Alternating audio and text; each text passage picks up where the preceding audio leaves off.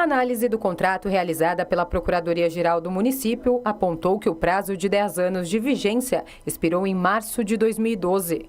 O tempo do contrato começou a ser contado a partir da primeira ordem de serviço emitida em 96, descontando o tempo que ficou suspenso. E a Procuradoria-Geral do município fez um exame bastante detido desse contrato, que é bastante controverso, e da contagem desse prazo concluiu que, na verdade, o contrato expirou. Então, nós estamos...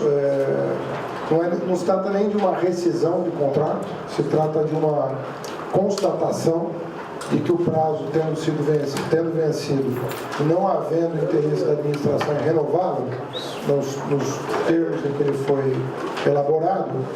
Com isso, a inspeção veicular pode ficar suspensa por até 6 meses. A Prefeitura vai abrir uma nova licitação para que 4 empresas realizem o serviço. O contrato não será mais de concessão, e sim de prestação de serviço. Cada empresa selecionada ficará responsável por uma região da cidade.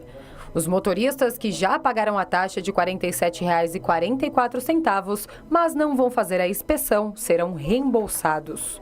Para aqueles motoristas que ainda não fizeram a inspeção veicular, ela vai ser reagendada para 2014.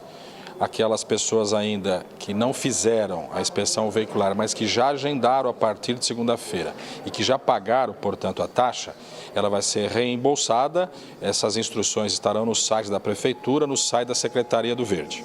O prefeito anunciou também o descredenciamento da empresa Itaquera Brasil, a antiga Aviação Novo Horizonte, que opera na região da Zona Leste.